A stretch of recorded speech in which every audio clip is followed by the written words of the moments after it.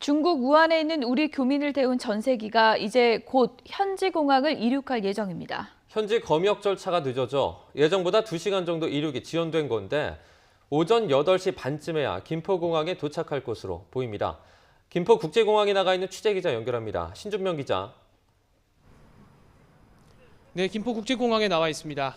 네, 우리 교민들이 탄 전세기가 곧 현지 공항을 출발한다고요?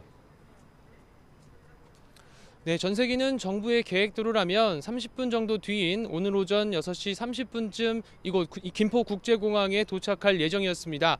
하지만 출국 전 검역 과정이 지연되면서 예정됐던 시각에 우한에서 출발하지 못했는데 곧 출발할 예정입니다.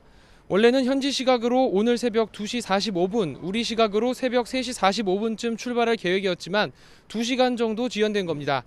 비행 시각이 2시간 반 정도 걸리니까 김포국제공항에 착륙하는 시각은 8시 반은 넘어야 할 것으로 보입니다.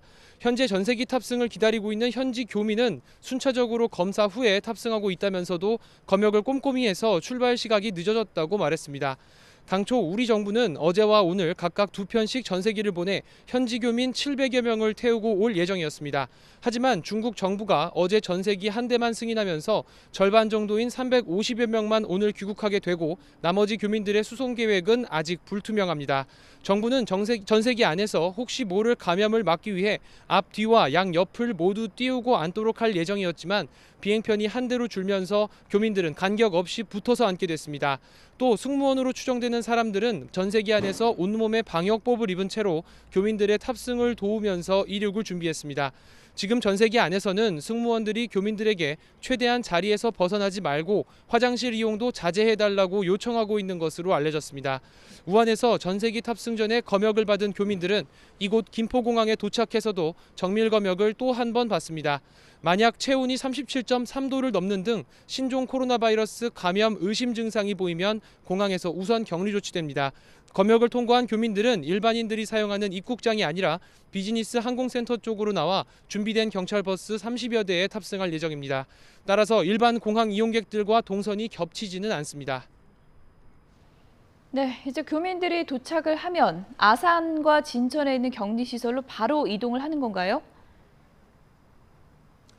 네, 맞습니다. 교민들은 경찰버스를 타고 정부가 지정한 임시 격리시설로 이동해 2주 동안 지내게 됩니다. 정부는 충남 아산 경찰 인재개발원과 충북 진천 국가공무원 인재개발원으로 교민들을 이송할 계획입니다.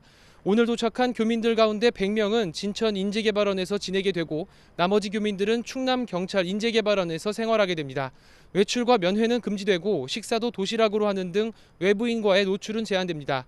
다만 외출을 해야 할 경우 미리 허가를 받고 마스크를 쓴 채 이동해야 합니다. 신종 코로나 바이러스는 감염 후 최대 14일 이내에 발병하는 만큼 2주간의 격리 생활 동안 특별한 증상이 없으면 보건 교육을 받고 귀가하게 됩니다. 지금까지 김포공항에서 YTN 신준명입니다.